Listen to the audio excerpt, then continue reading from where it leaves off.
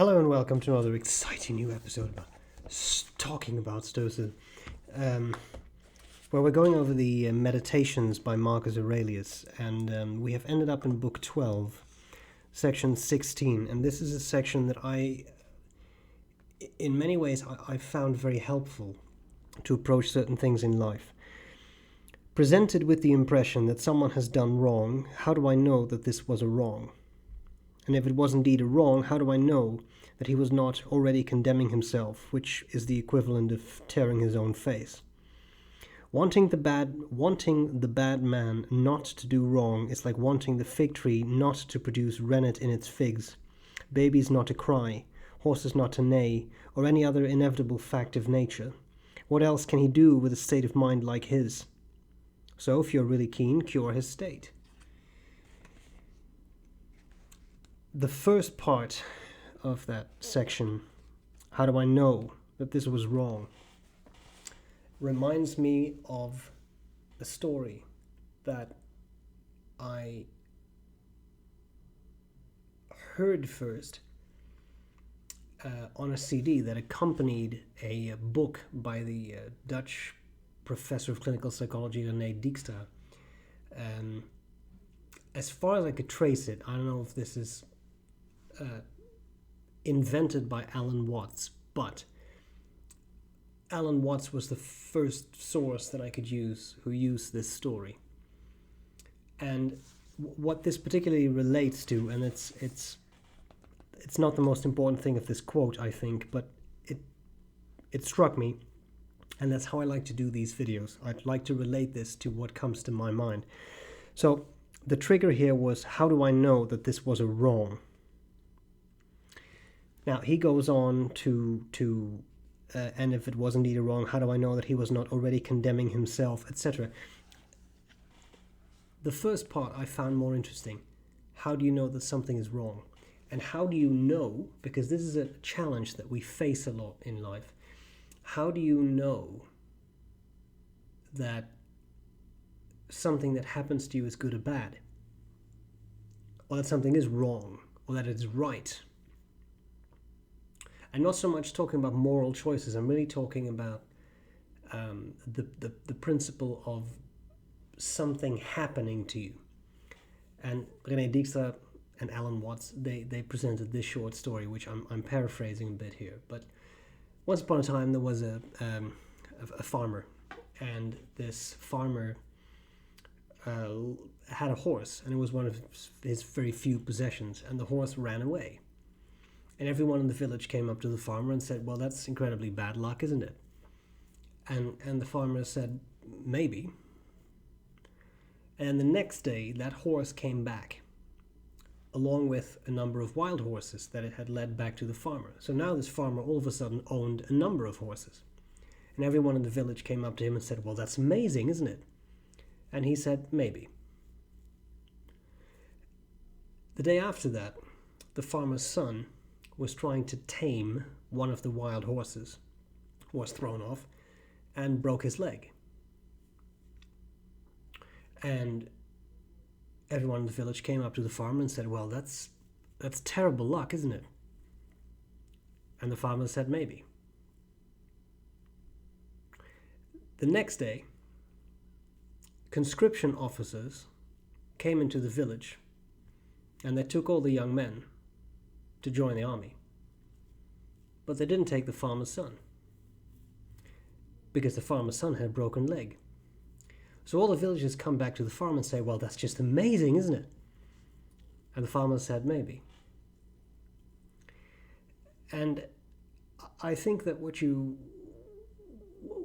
should glean from this is that life is so complicated, and there are so many intricacies and things that are interwoven and choices to be made and things that happen to you that at the time may seem very bad, or for that matter good, but have later turned out to be the opposite. Bad things that turn out to actually be a blessing in disguise, or good things that turn out to actually be bad things.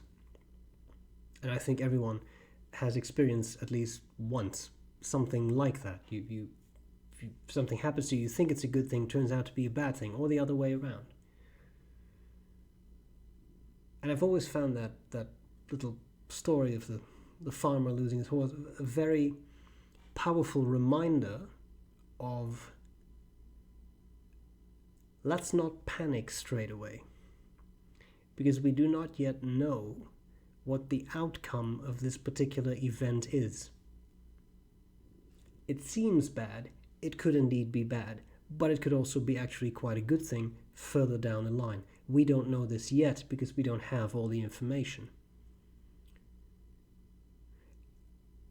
And looking at the things that happen to you like that, which is hard, because especially when something bad happens to you that affects you negatively, and it's hard to try and look at things this way. But by trying to look at things that way, I always think that there is a lot of potential to make things a lot less overwhelming than they could otherwise be. The only thing we can do is wait and see. And some good things will turn out to be good things, some good things will turn out to be bad things. And likewise for seemingly bad things that happen to you. Now, the second part of this section, I think, is beautiful and something that we should really remind ourselves of quite a lot. Wanting the bad man not to do wrong is like wanting the fig tree not to produce rennet in its figs, babies not to cry, horses not to neigh, or any other inevitable fact of nature.